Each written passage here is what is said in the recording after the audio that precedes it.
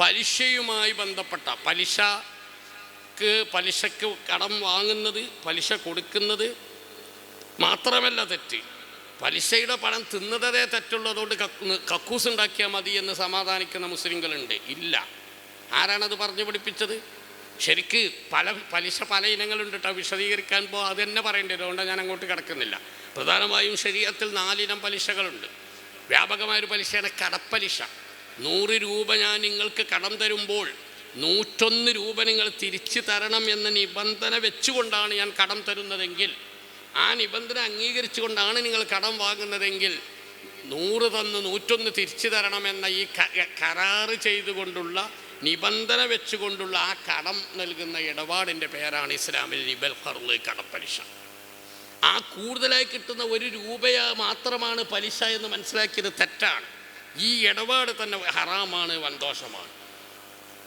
101 രൂപ നിങ്ങൾ തിരിച്ചു തരണം എന്ന വ്യവസ്ഥ വെച്ചുകൊണ്ട് ഞാൻ 100 രൂപ നിങ്ങൾക്ക് കടം തരുന്നു. ആ വ്യവസ്ഥ അനുസരിച്ച് നിങ്ങൾ 100 രൂപ കടം വാങ്ങുന്നു. ഈ കടയിടപാട് നടത്തിയതോടുകൂടി 2 പേരും ഫാസിക്കുകളായി മാറിയിരിക്കുന്നു.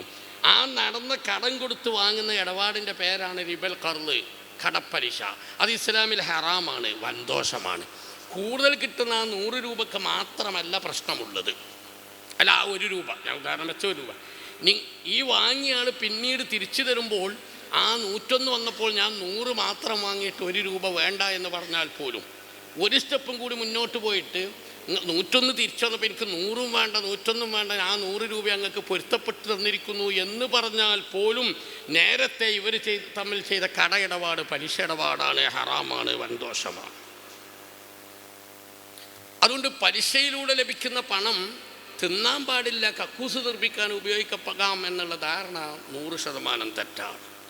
പലിശയുടെ പണം നമ്മൾ ഉപയോഗിക്കാൻ മതി, മറ്റുള്ളവർക്ക് കൊടുക്കുക എന്ന ധാരണയും ശരിയല്ല. വന്ന് പെട്ട് കുടുങ്ങിപ്പോയത് തൗബ ചെയ്ത് പിന്മാറുമ്പോൾ അത് കൊടുത്തു ഒഴിവാക്കാനുള്ള ചില മസാല വകുപ്പുകളുണ്ട്. അൽ മസാലിഹുൽ ആമ, പൊതു മസ്ലഹത്തുകളിലേക്ക് നൽകി തൗബ ചെയ്ത് പിന്മാറണം. അങ്ങനെ ചില മസാലകളുണ്ട്. എന്നല്ലാതെ പലിശയുടെ പണം നമ്മൾ ഭക്ഷണത്തിനെടുക്കാതെ മറ്റുള്ളതിനെടുത്താൽ മതിയെന്നോ, നമ്മൾ ഉപയോഗിക്കാതെ മറ്റാർക്കെങ്കിലും കൊടുത്താൽ മതിയെന്നോ ഉള്ള ധാരണ ശരിയല്ല എന്ന് മാത്രം ഇപ്പോൾ ഓർമ്മപ്പെടുത്തുന്നു. റിബ ഹറാമാണ്. പലിശ എന്ന മൊത്തത്തിൽ നമ്മളതിന് പറയും. മലയാള ഭാഷയല്ല വിഷയം. ഇസ്ലാമിൽ അതിൻ്റെ കൃത്യമായ നിയമങ്ങളുണ്ട്. റിബ ഹറാമാണ്, പലിശ ഹറാമാണ്. അത് അത്ര ഇടപാട് നടത്തുന്ന 2 ആളുകളും ആ ഇടപാടിന് സാക്ഷിയാകുന്നവരും ആ ഇടപാടിൻ്റെ കണക്കെഴുത്ത് പോലും ഇസ്ലാമിൽ വൻദോഷമാണ്, ഹറാമാണ്. ഇബ്നു അബ്ദുൽ ഹൈത്തമി റളിയല്ലാഹു അൻഹു വിശദീകരിക്കുന്ന കൂട്ടത്തിൽ പറയുന്നത് കാണാം, വഅന്ന കുല്ലമാ ലഹു ദഖ്ലുൻ ഫി റിബ, പലിശയുമായി ബന്ധപ്പെട്ട ഏത് ജോലിയും തൊഴിലും അതൊക്കെ ഹറാമാണ്. വകുല്ലുഹും ഫസഖ, അവരൊക്കെ വൻദോഷം ചെയ്തവരായി മാറുകയാണ്. അതുകൊണ്ട് ബിസിനസ്സായാലും വ്യവസായമായാലും തൊഴിലായാലും മദ്യവും മയക്കുമരുന്നുമായി ബന്ധപ്പെട്ട ഒരു സംഗതി മുസ്ലിമിന് പറ്റില്ല. അവനവൻ്റെ ആഖിറത്തിലേക്ക് അത് വലിയ അപകടം ചെയ്യും. ഞാൻ നേരത്തെ പറഞ്ഞല്ലോ, ഹറാമായ രൂപത്തിലൂടെ വന്നാൽ ഫന്നാറു ഔലാബിഹി, ആ ശരീര നരകത്തിലേക്കാണ് കൂടുതൽ അവകാശപ്പെട്ടത്. പ്രാർത്ഥനകളുടെ സ്വീകാര്യതയെ അത് ബാധിക്കും, ഇബാദത്തുകളുടെ സ്വീകാര്യതയെ ബാധിക്കും. ഞാൻ നേരത്തെ സൂചിപ്പിച്ചിട്ടുണ്ട്. എത്ര ബുദ്ധിമുട്ടുണ്ടായാലും വിട്ടുനിന്നേ പറ്റൂ. അതുപോലെയാണ് പലിശ ഇടപാടുമായി, പലിശ സ്ഥാപനങ്ങളുടെ നടത്തിപ്പടക്കം അതുമായി ബന്ധപ്പെട്ടവ, അതിൽ സഹായം ചെയ്യുന്നവരും അതിൽ ജോലിയെടുക്കുന്നവരും ഒക്കെ ഇസ്ലാമിയായി തെറ്റ. കാരണം മുസ്ലിമിന് ആ പണി പറ്റില്ല. അപ്പോൾ തൊഴിലായാലും വ്യവസായമായാലും ബിസിനസ്സായാലും അത് ഹറാമുള്ള സംഗതിയാണോ അല്ലേന്ന് ആദ്യം നോക്കണം. ഞാൻ 2 ഉദാഹരണം പറഞ്ഞാണ് മദ്യവും പലിശയും. ഇനിയും അത് ഹലാലാകുമ്പോൾ അവിടെ തന്നെ ഞാൻ നേരത്തെ പറഞ്ഞു, ഹറാമായ വഴികൾ അവിടെയും ഇടയിൽ ഒരുപാട് വരും. അത് നമ്മൾ സൂക്ഷിച്ചും ശ്രദ്ധിച്ചും ചെയ്യേണ്ടതുണ്ട്. അള്ളാഹുവിൻ്റെ പരീക്ഷണം ഉണ്ടാകും. അങ്ങനെയുള്ള ദുന്യാവിൻ്റെ മുസ്ലിമിനെ സംബന്ധിച്ചിടത്തോളം പരീക്ഷണം. ഒരാൾക്ക് ആരോഗ്യമുണ്ട്, നല്ല ആരോഗ്യം ഒരാൾ തന്നു, അസുഖമൊന്നുമില്ല, അതുകൊണ്ട് അയാൾ സ്വർഗത്തുക്കാതെ തീരുമാനിക്കാൻ പറ്റില്ല. അള്ളാഹ്ക്ക് എന്നോടല്ല ഇഷ്ടം, കാരണം എനിക്ക് സോക്കടൊന്നും ഉണ്ടാവില്ല എന്നൊരാൾ ചിന്തിക്കുന്നതിൽ അർത്ഥമല്ല. കാരണം അത് അള്ളാഹ്ക്ക് ഇഷ്ടപ്പെട്ടുകൊണ്ട് തന്നതാവില്ല, അത് അള്ളാഹ് പരീക്ഷിക്കുകയാണ്. ആരോഗ്യം എങ്ങനെ ഉപയോഗപ്പെടുത്തുന്നു? ആരോഗ്യം തന്ന അള്ളാഹുവിനെ ഓർത്ത് അള്ളാഹ് അനുവദിച്ചതനുസരിച്ചാണോ ഇന്ന് അത് സന്തോഷമാണ്, അല്ലേ അതുകൊണ്ട് അപകടവും. ഈ എലിക്ക് കെണിവെക്കൽ അറിയായിരിക്കും. എലിക്ക് കെണി വെക്കുമ്പോൾ നമ്മൾ ആ കൂട്ടിൽ എന്തെങ്കിലുമൊക്കെ വെച്ച് കൊടുക്കുമല്ലോ. എലിക്ക് ആ കെണിയിലൊന്ന് വിടുകയാണ് എലി. ചിലപ്പോൾ പലർക്കും അള്ളാഹു സമ്പത്ത് കൊടുക്കുന്നതും ആരോഗ്യം കൊടുക്കുന്നതൊക്കെ ഈ കോലത്തിലാണ്.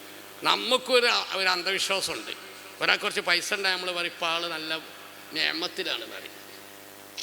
നമ്മൾ പഴമക്കാർക്ക് തന്നെയുള്ളൊരു പ്രശ്നമാണത്. നമ്മളെ വല്യമാരൊക്കെ പറഞ്ഞൊരു പ്രയോഗം എന്തെന്നറിയോ, ഒരാൾക്ക് കുറച്ച് പൈസ ആയാൽ എന്താ പറയുക, നിയമത്തിലാണ്. 2 മക്കളെ കുട്ടികളൊക്കെ ഗൾഫ് പോയി ഇപ്പോൾ കുറച്ച് നിയമത്തിലാണെന്ന് അറിയാം.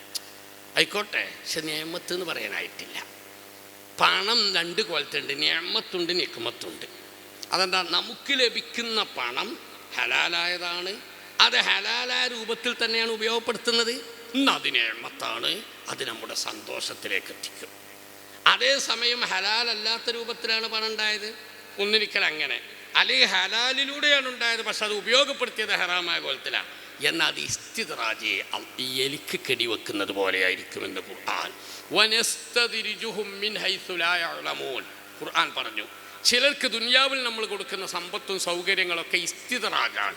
ഇസ്തിദ്റാജ് എന്നാൽ ചൂടയിടുന്നത് പോലെ, എലിക്കണി വെക്കുന്നത് പോലെ. എന്നാൽ അവർ കരുതും ഇത് വലിയ സംഗതിയാണ്, നമ്മൾ രക്ഷപ്പെട്ടു എന്ന്.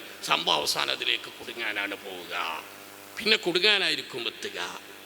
അപ്പോൾ കച്ചവടക്കാരോടും അല്ലാത്തവരോടൊക്കെ, കച്ചവടക്കാരും വ്യാപാരി വ്യവസായികളൊക്കെ, ഞാൻ അതിൻ്റെ എല്ലാ നിയമങ്ങളും ഇപ്പോൾ പറയില്ല എന്ന് ഞാൻ പറഞ്ഞിട്ടുണ്ട്. വ്യാപാരി വ്യവസായമൊക്കെ ചെയ്യുന്നവർ ഞാൻ പറഞ്ഞല്ലോ, നല്ല പണം ഉണ്ടായ ഭാഗ്യമാണ്. പക്ഷേ ഹലാലായ വഴിയാണോ എന്ന് ആദ്യം ഉറപ്പ് വരുത്തണം.